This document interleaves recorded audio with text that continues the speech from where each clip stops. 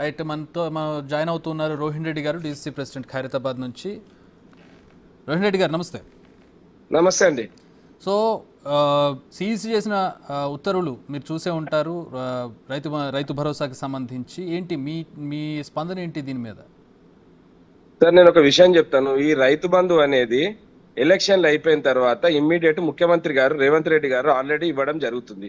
పదే పదే మేము అందరికి చెప్పుకుంటూ వస్తున్నాము. 95% మందికి రైతు బంధు వాళ్ళ అకౌంట్లలో వేసినామని చెప్పి ఎలక్షన్స్ కన్నా మొదలు, అంటే అసెంబ్లీ ఎలక్షన్స్ అయిపోయిన తర్వాత ఇమ్మీడియట్ రేవంత్ రెడ్డి గారు పదే పదే ప్రతిసారి చెప్పడం జరిగింది. అంటే ప్రెస్ కాన్ఫరెన్స్లలో అయితేంది, బయట వీళ్ళే టీఆర్ఎస్ వాళ్ళు బీజేపీ వాళ్ళు రైతు బంధు ఇస్తలేరు అంటే రేవంత్ రెడ్డి గారు పదే పదే 10 సార్లు చెప్పిండు. 95% మందికి అందింది, మిగిలిన కొంతమందికి అందుతున్నది. అంటే ఇది కంటిన్యూస్ గా ప్రాసెస్. మాకు గవర్నమెంట్ ఫామ్ అయిన తర్వాత మేము రెగ్యులర్ గా అందజేస్తూనే ఉన్నాం. ఈ ఎలక్షన్ టైంలో ఏదో లబ్ధి పొందాలని చెప్పేసి బీఆర్ఎస్ వాళ్ళు ఇక బీజేపీ వాళ్ళు ఇద్దరు కలిసి ఇది ఒక డ్రామా వేసి, ఎందుకంటే బడే మియా చోటే మియా కదా వీళ్ళు కంప్లైంట్ ఇవ్వగానే ఆ బడే మియా ఇమీడియట్ ఆదేశాలు ఇచ్చిండు.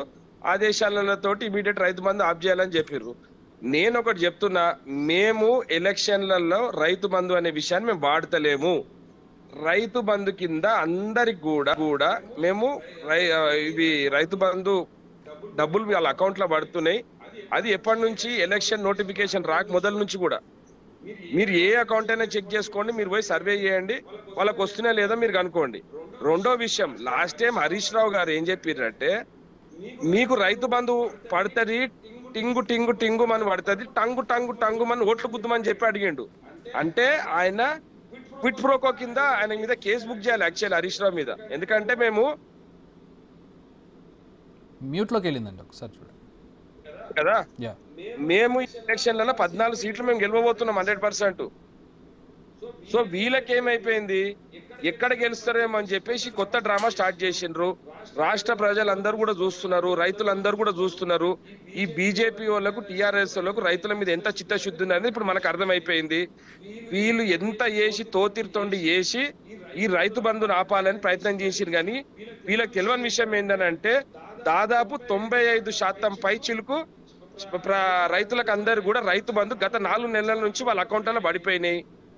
కొంతమందికి ఈ మధ్య కొంచెం ఇంకొక విడతల వారికి చేస్తుంటారు కదా, సో దాని ఫేస్ లో పడితే వీళ్ళు వచ్చేసి దాని మీద ఏదో కేసు వేసి ఏదో కొండను దవ్వి ఎలుకని పట్టినట్టు వీళ్ళు అనుకుంటున్నారు. కానీ రైతులకు అందరికి తెలుసు ఆల్రెడీ రైతు బంధు వాళ్ళ అకౌంట్లలో పడిపోయినాయి. ఇంకొకటి, ఎలక్షన్ స్టంట్ గానే కాదు మాది. ఎందుకంటే రేవంత్ రెడ్డి గారు పదే పదే చెప్పిర్రు, ఎలక్షన్ కన్నా నోటిఫికేషన్ కన్నా మొదలే 95% మందికి రైతు బంధు వచ్చిందని. వీళ్ళు ఎన్ని డ్రామాలు వేసినా గానీ కూడా వీళ్ళకి ఓట్లు పడేయలేదు, వీళ్ళకి సీట్లు వచ్చేయలేదు. కండక్ట్ వయలేషన్ అని చెప్పి కూడా ఉత్తర్వుల్లో ఉంది. సార్, నేను ఒక మాట చెప్తున్నా, వీళ్ళు బడే మియా చోటే మియా సంగతి తెలుసు కదా మీకు.